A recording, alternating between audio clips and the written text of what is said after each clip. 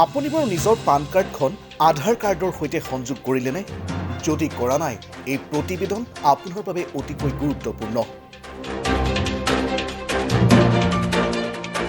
দেশৰ আয়কৰ বিভাগে অচিৰেই দেশৰ 17 কোটিতকৈও অধিক পান কাৰ্ড নিষ্ক্ৰিয় কৰিব।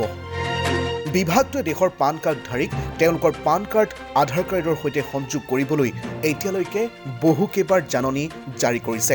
কিন্তু তৎসত্ত্বেও 17 কোটিতকৈও অধিক পান কাৰ্ডধাৰীয়ে এতিয়াও সংযোগ কৰা নাই আধাৰ কাৰ্ডৰ সৈতে।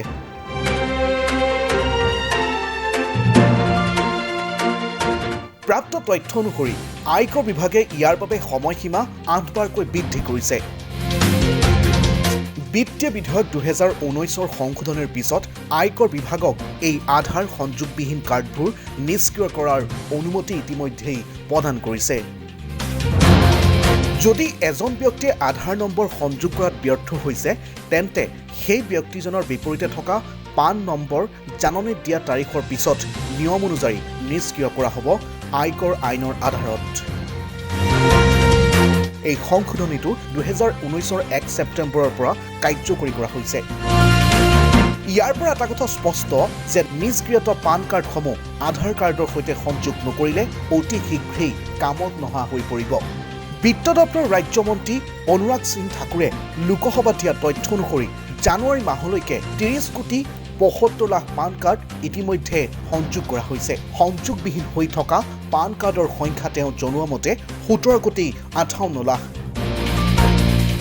বিভাগটোৱে পান কাৰ্ডৰ সৈতে আধাৰ সংযোগৰ সময়সীমা শেহতীয়াকৈ 2019 চনৰ 31 ডিচেম্বৰ কৰিছিল যদিও ইয়াক পুনৰ বৃদ্ধি কৰি 2020 চনৰ 3 মাৰ্চ নিৰ্ধাৰণ কৰিছে।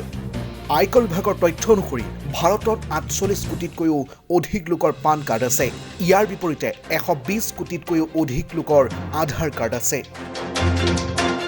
আধাৰ সংযোগ কৰা হ'লে আয়কৰ সম্পৰ্কীয় কামত দুয়োটা পৰিচয় বাহক কাৰ্ড পৰস্পৰ ঠাইত ব্যৱহাৰ কৰিব পৰা যাব।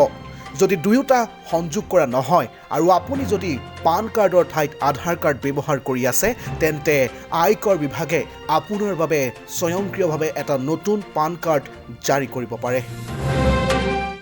আৰু এই সকলোখিনি তথ্য ইতিমধ্যেই স্পষ্ট কৰিছে দেশৰ আয়কৰ বিভাগে। গতিকে যদিহে আপুনি নিজৰ পান কাৰ্ড আধাৰ কাৰ্ডৰ সৈতে সংযুক্ত কৰা নাই, তেন্তে শীঘ্ৰেই কৰি লওক, নহ'লে আপোনাৰ পান কাৰ্ড সম্পূৰ্ণৰূপে নিষ্ক্ৰিয় হোৱাটো খাটাং। Bureau report, north east 7।